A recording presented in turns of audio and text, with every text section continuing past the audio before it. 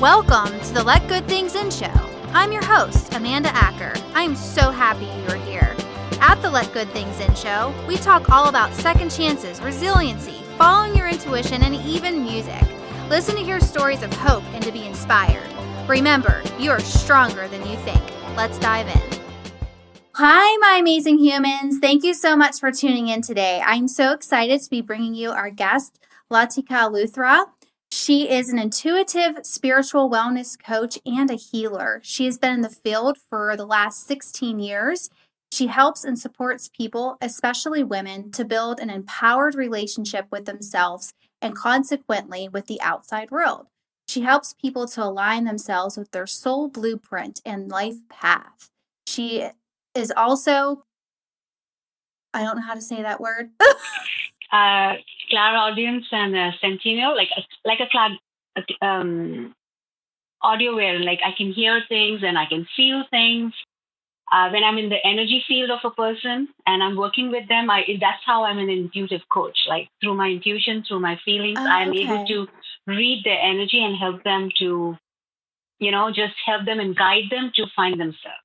So it's actually they who find them, but I'm like if I just help them and guide them, they can actually know where they are and where they need to be. I love that. That's perfect. Thank you so much for helping me with that. And welcome to the show. How are you today? Thank you. I'm good. Thank you, Amanda, for giving me a chance to be here. Yes, of course. So could you tell us, a little bit of your story, where you came from and how you got to be where you are today? So my story, it started 29 years ago. So I'm actually coming from India, and I was married, and I am married actually, and I have two daughters. But I came from India in 2014 to this country. I took an asylum to this country because in my marriage, I got engaged at the age of 17, and then I got married at the age of 23. But my education didn't stop because I'm coming from a good family and very well-to-do family, things like that. But I I studied, I did my master's, then got married, had a kid, started my own practice as a clinical psychologist. But that was an outside surface, but inside I was still someone's wife or someone's daughter. And there was a lot of problems going on, a lot of domestic abuse, a lot of stuff. I had my first daughter. It was not a good sign because I'm married to a North Indian family, so I need to produce a son. And that didn't go well.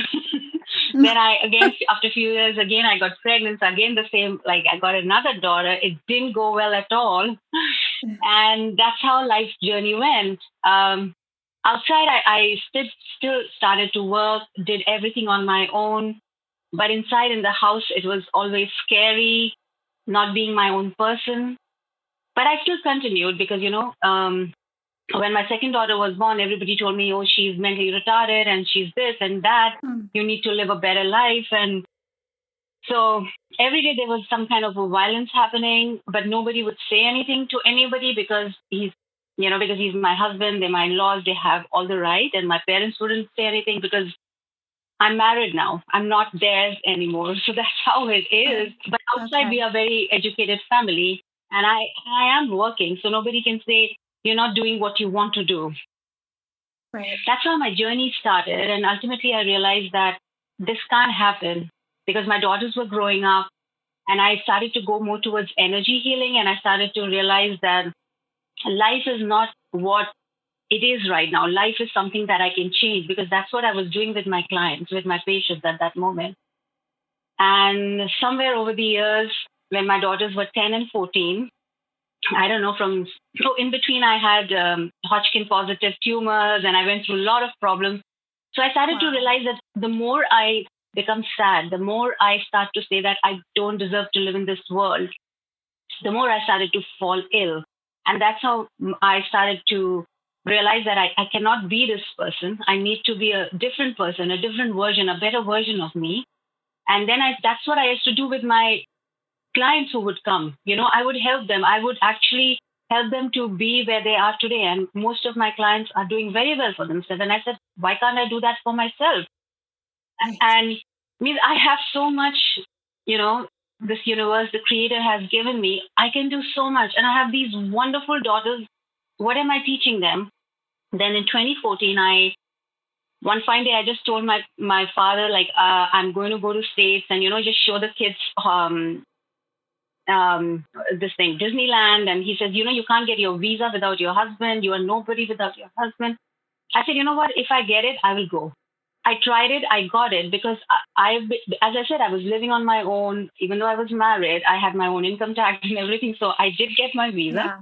because visa Awesome. officer is not an Indian in his mentality. So he did get. He was not looking for my husband, and he just spoke to my daughters, and we got 10 years of visa. We came here, and then I applied for asylum. For in 2014 May, we came here. We applied for asylum for 1.5 years, or a little bit more than that. It was a struggle for all three of us. Ultimately, I said to myself, I need to do something. I need to be positive. So again, changing vibration, changing intuition, because you're coming from such a volatile and violent place. Your Yeah. subconscious mind or your unconscious mind keeps on going back to that place, keep on going back to that place, and you keep on saying, that was good enough. What if I was being beaten up? What if things didn't go that way? What if it's okay, but at least I had a house. At least I had this. At least I had that. So, I started to work on myself, got a good job in a corporate company.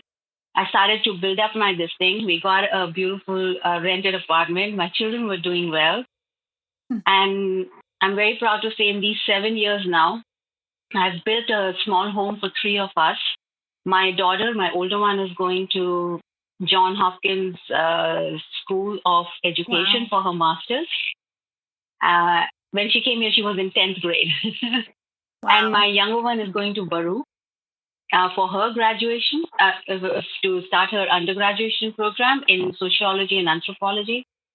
So Wow. I feel so blessed, and I have started my full-fledged as a spiritual wellness coach. Took my license, took my everything what is needed for the US for me to work, and I took that. I did everything, and now here we are, having my own like my own work of doing counseling and spiritual healing with people and helping them to reach where they want to be. That's beautiful. Yeah, when you said, since you've come from, a lot of violence and negative things going on in your life, it's so true that, once we start to separate ourselves from the negative things, we tend to revert back to that way of thinking. And it's really hard to, tell ourselves that we are worth it and those negative things happen, but that's not where we need to stay. So, but that whole process. So, can you tell us more on, how you dealt with, when you would have those negative thoughts come back into your life? What was it that you did to, create that positive? Like, was it gratitude that you practiced? Did you meditate? Was it a combination? Like, what, process did you go through to get over those negative thoughts? So whenever I would get negative, gratitude would be the first thing, because when Yeah. I would look at myself and I say, I didn't become educated on its own. There's something in it. There's a larger picture or a bigger picture that I'm not able to see. So the first thing would come was gratitude. Like, I'm grateful and I'm so thankful and I appreciate every moment of my life. I had to see that. I had to see that light even in the because I did my master's, I did my PhD in clinical hypnotherapy and past life regression. That all those stuff, it wouldn't just happen on its own. I was doing something right that I was Yeah. getting out. So that was the gratitude.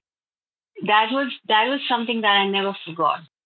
And then as I started to do more of healing work, automatically I started to open myself to this understanding that my soul has not yet been touched by anybody who could, take Yeah.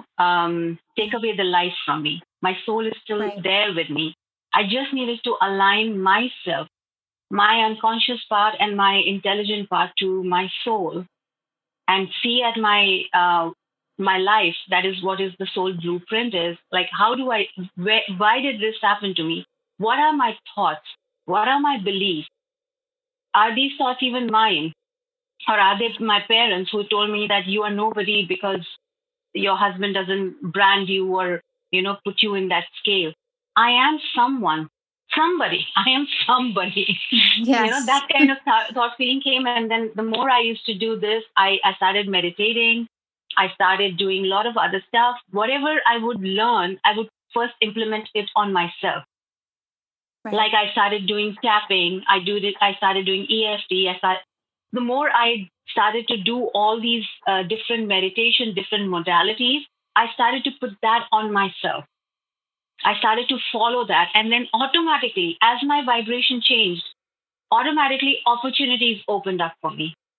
People came and helped me. I got all the support. My daughters, like everybody used to tell me, like, you're going to go to the States, like, the Indian culture, Western culture, they will be this, they will be that. No, here you have such wonderful people that my children, both my daughters are where they want to be, and we are more closer than ever. So it's the meditation, believing in myself, changing my vibration, and actually understanding the concept that nothing comes in your life until unless you don't want to. And Right. unknowingly, you're doing it sometimes. Yeah, sometimes it takes me time. Like it takes me for a few moments, but I have certain ways to put my back again to that vortex of, being go on the path where I know that I want to be and not go to the path where I do not want to be.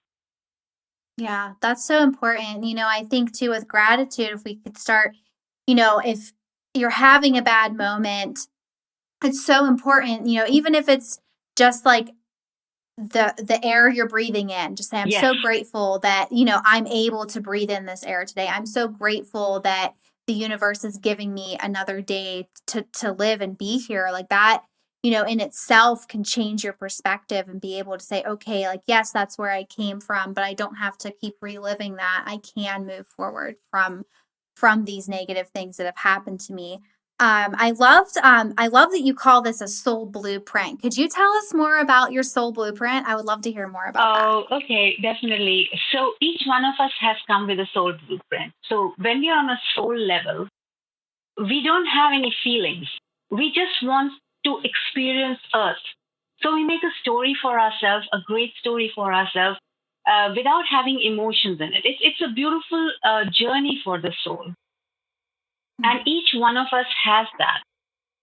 And when we come onto this earth for the first 2 years, every child remembers that. So that's why sometimes you see your babies, they are talking to somebody, or even when they're sleeping, they are just like Yeah. so those kind of things happen. But after a while, we start to have this thing called free will, and we want to explore more, and we want to do more, and then of course, then these beliefs that is being given to us by others, and we think, even though we call it as a limiting belief in our spiritual world or in a psychological world, but it's not limiting. It's like you are there, somebody tells you something, you think it's the best, and then you go with those beliefs that keep on making you more restricted to grow as a soul or to experience things as a soul. So once you come to realize what is your soul blueprint, what is it that you really wanted, what was your life path, what was your purpose, when do you really, really feel good? Yeah. So when you go into that, I teach people how to know that and how to learn about their soul blueprint. So they learn, okay, I've come here to be a teacher. This is how my life is.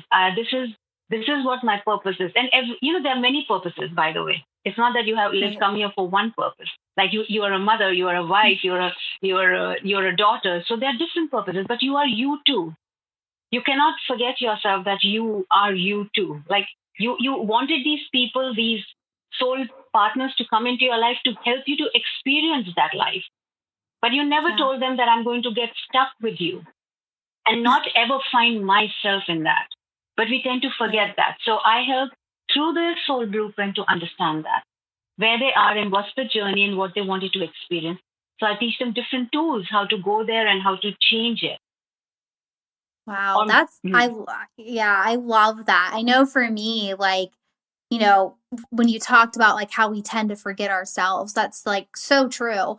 I know, like, I spent the majority of my life, I lived for everyone else. yes, It was like, oh, this person, if I don't do this, she's going to be mad at me. Or if I don't agree with his opinion, he's going to yell at me. So you kind of start to morph into the people around you. And then all of a sudden, you're left with you don't even know what you stand for anymore. You have no idea what your purpose is, like you were saying. And that's so important to take that time to figure that out, because you are so important. Like your soul, what you were put here to do, it matters. And talking about more along the lines of like self-care and trying to find yourself, with self-care, a lot of times you hear like people, I forget what I was reading. I think it was a post on Facebook, probably. That's where I spend all my time. So, but someone said, it's a misconception that self care is selfish. And for a long time, I thought it was. I thought if I thought of myself first, I was being selfish. And that's, like you were saying, that's not true. We have to think of ourselves, we have to love ourselves. And I love that you're helping people be able to find that, because so many of us get lost. I was lost for a very long time. And if you notice, Amanda, sometimes most of the women, they do this when they are in a fight or when they're in a problem. They actually go outwards, like they'll say, "Oh, what did I do? He's so sad," or "She's not happy. Let me do this." And they, in that whole period, they never think, what did they feel for themselves? Were they unhappy? Were they sad? Did they get angry? They don't even touch that emotion of theirs, and they put it inside themselves. And they, after a few days, they come up with some disease, or they come up with more sadness or guilt. Everything starts from, and they go back to a place of fear. But most of them, they will never go inwards. We do not know what self-care is. We do not know what self-compassion is. If I tell you to think about your baby, you're going to think about your baby and you're going to have all the compassion. But when I say, okay, now let's say the baby is there with you, and now you say, okay, she has all the compassion. But now if you look at yourself and say with the same love of compassion, you will cry, because you have never done that.